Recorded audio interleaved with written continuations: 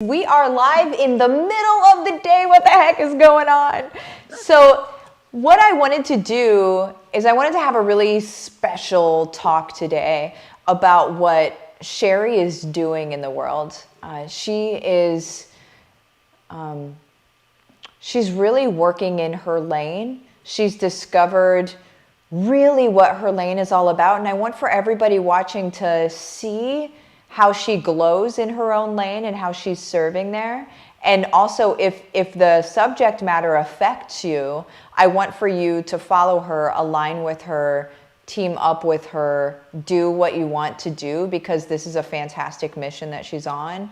And then also for everybody else that it may not directly affect, I want you to see this is what it looks like to really be moving and shaking and doing some awesome stuff in the world, and doing it from a place of, this is your ministry, quite frankly, right? This is why we show up the way that we show up. So Sheri Poyant, thank you so much for meeting me here in the middle of the afternoon, the day before Thanksgiving, right? You could be, cleaning your house or making a turkey or whatever, but you're here with me and I appreciate it. So let's talk. What are you doing right now? What's going on with you? I have a lot of new projects that are in the works. I'm really excited to launch them in the new year. I have a mission to help families, to help moms create healthy and happy and balanced family life with their spouses and with their kids. And one of the things that is a part of that is making sure that our kids are socially, emotionally healthy. My son was cyberbullied about 4 years ago now. And that's been kind of my passion project that I'm working on to help families kind of navigate that. But even further, I'm working to go back to where it kind of all starts and where we can help children and families. So I'm working on a project to create a curriculum for early childhood programs, like preschool programs, to help not only the teachers in the classrooms, but also to help parents and give trainings for parents as well. I'm an early childhood educator, and also I've taught college level. So this is kind of taking everything I love and have done, and it's just coming together. And I jump out of bed excited about this every morning. Man, can everybody just feel like how this is totally Sheri's thing? Isn't it cool how you have this background in early childhood education, which I could totally see. We were at lunch the other day, and Nora was just like, I want to be with you always. And I'm like, I get it, Nora, I get it. And then that you went into teaching college as well, and that you have a good perspective on both ends of the spectrum, which is really important. Talk to me about what it was like as your son was going through the cyberbullying, or maybe before you even knew. What did that look like for parents that are watching this that are like, what should I be looking out for? Yeah. When it first started, I saw just a little bit of a change with my son.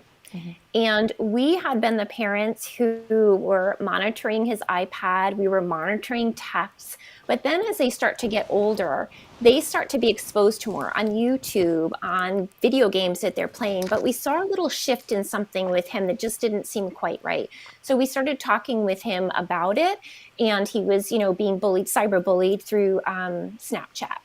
So it was a hard process to navigate because we wanted to help my son, but at the same time, he didn't want us to go to his school, because then now you've told on somebody and you've told on that bully. And so there was this huge time of navigation that I was already in a stressful time in my life too, because my mom was sick and had Alzheimer's, and she was she died around that time.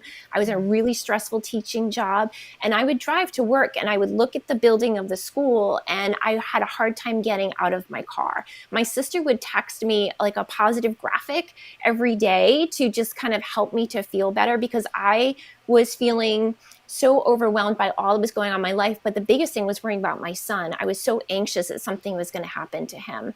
And that was the first year he was taking the bus home. I had always been the one to pick him up or drop him off, or my husband, Matt, would. But he was taking the bus home from school, and I would get texts from him that he had had a bad day, and that, things were happening. And I knew he was going home for a half hour alone to the house without me.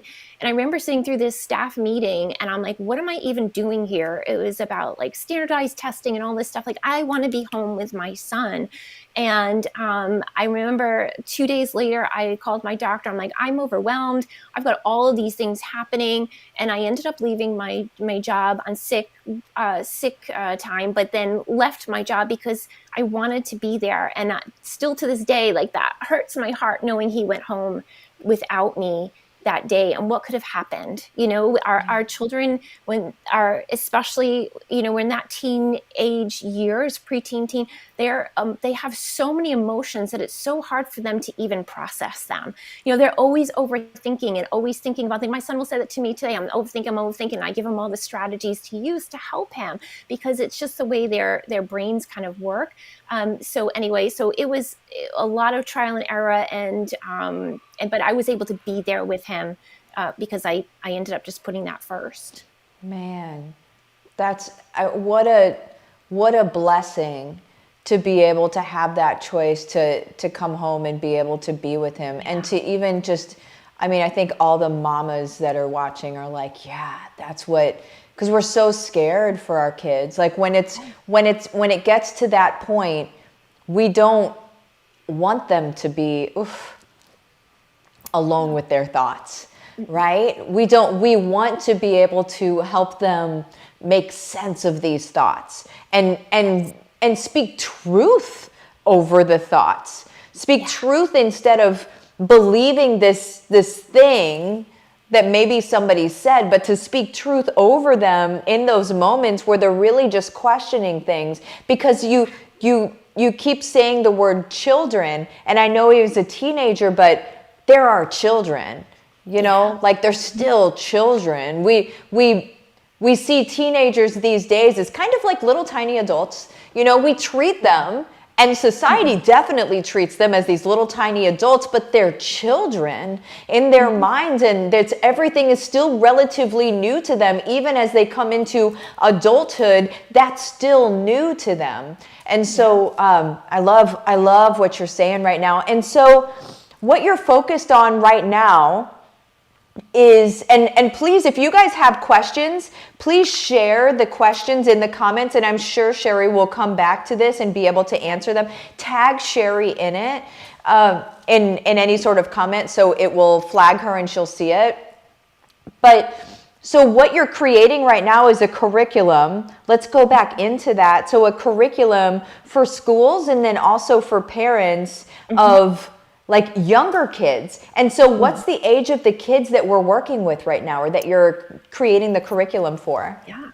So it'll be for preschool age. I've started to do some research, and the research shows that it's really working back towards when children are little, and it's on their social and emotional development. So social is, friendships and peer relationships, and emotional, just like, helping them have that self-worth and self-love and self-confidence and all of these things, and then giving them the strategies to be able to problem solve. I feel like everything in our world is dividing. My curriculum is going to unite. That's how I feel. Like, I'm going to unite people. I woke up one morning and just said, I am going to unite people, and it's going to start with our children. But the parents also, parenting is hard, right? We're moms. Like, parenting is not easy, and it doesn't get any easier as your children get older. I feel that my son Andrew is 17, needs me just as much now as he did when he was 3 or 4, right? So we need to be able to support them and to help them. And sometimes parents don't know. They don't have the resources. They don't understand about how sleep can benefit their children and their emotional being and their physical being and their cognitive being. They don't maybe or have the strategies to have better sleep for their children. I've been through that, and I can share that. Or technology. What do we do? What kinds of we can't keep our children in a bubble, although we'd like to, but how can we gracefully expose them to the world and give them the strategies of what to block out and what's important? So those are some of the things I want to teach to parents as well. Oh man, I love that so much. And what are the ages again that the curriculum's going to Yeah, focus on?